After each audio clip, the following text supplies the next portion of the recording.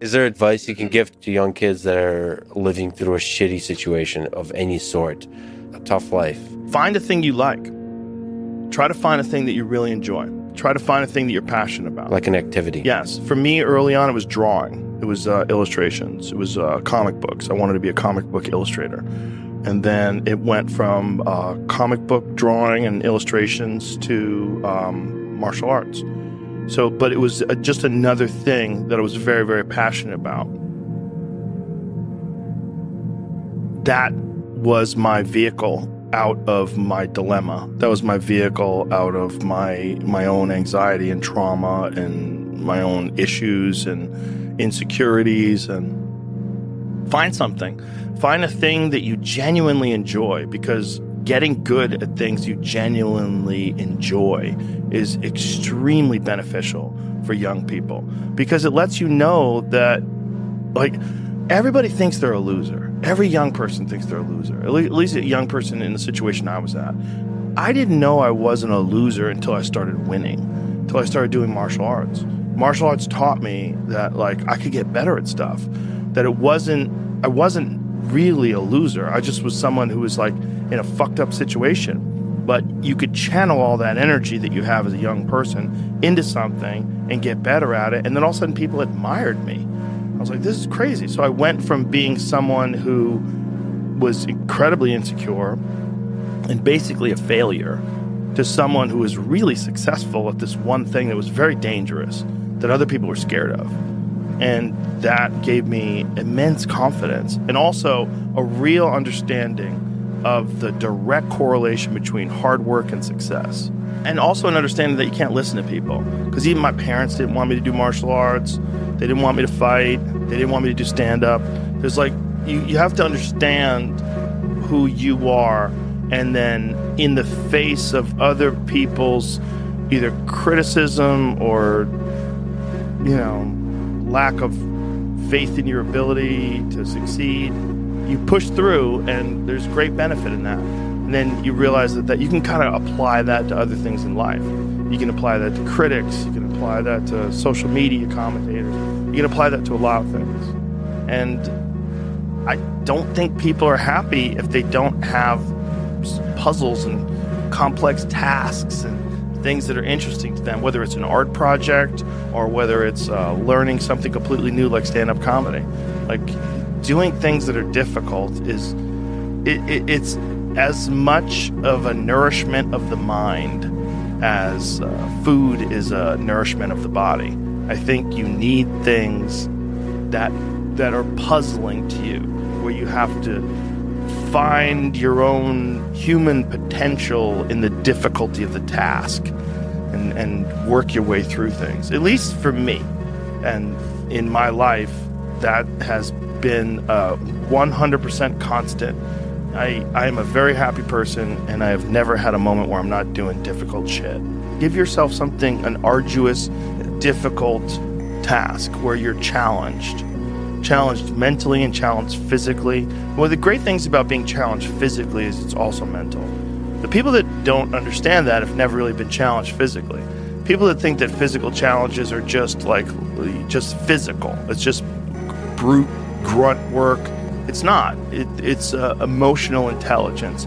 It's understanding your desire to quit and conquering your inner bitch. All that stuff is mental. It's playing out inside your head, and there's a mental strength that you acquire from that you can apply to intellectual pursuits.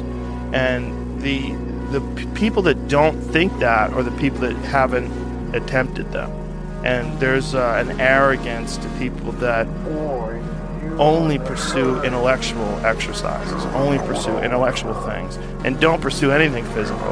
That the physical stuff is base, it's grunt work, it's primal, it's not necessary. I don't think that's accurate. For most people, I think you can really benefit from physical struggle, and you benefit from it in a mental way. And I think that is overlooked. That's unfortunately overlooked by academics and intellectuals.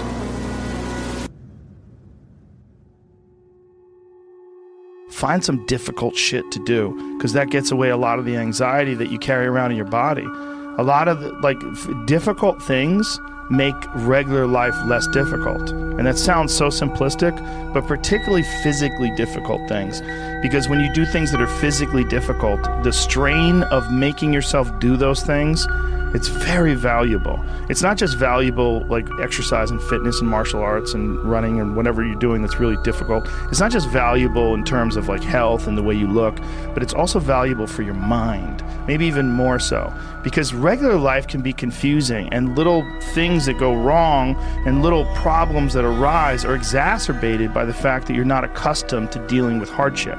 So creating your own bullshit, whether it's through fucking some brutal kettlebell exercise or running up hills or something, is extremely valuable for you also, not just accepting the nuanced perspectives of other people, but also being able to navigate through this world with some sort of an understanding of just how complex it all is and how weird it all is, and not be overly thrown off by every little dip in the road and pothole that you encounter. That's the real message.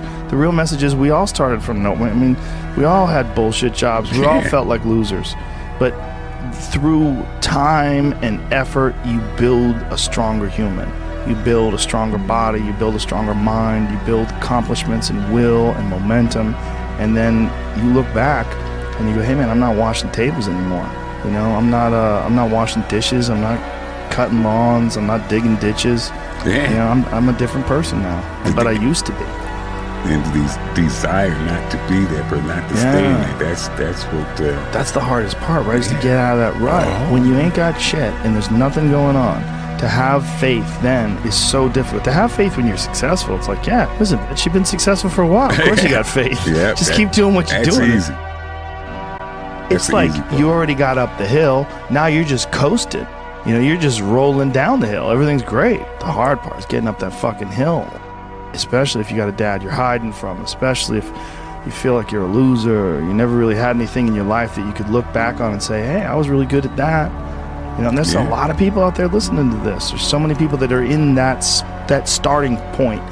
Like the people that come up to you and say, I don't know what to do. What should I do? How do I do it? Yeah. How do I get going? But you're going to have to figure it out, one foot in front of the other. You're going to have to find a thing and keep working at it and get better at it. That's one of the things that I like so much about martial arts.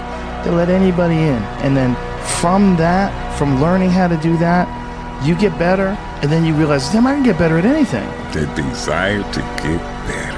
Yeah, that's for everybody. Just find a thing. Everything.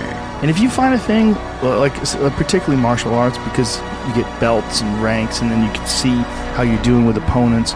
But if you could just find a thing and work hard at that thing, you'll realize through that thing that you can get good at anything with time and effort. Pick a thing. Pick a thing. Whatever the thing calls to you. Whatever calls to you. The desire to change those circumstances, whatever they might be.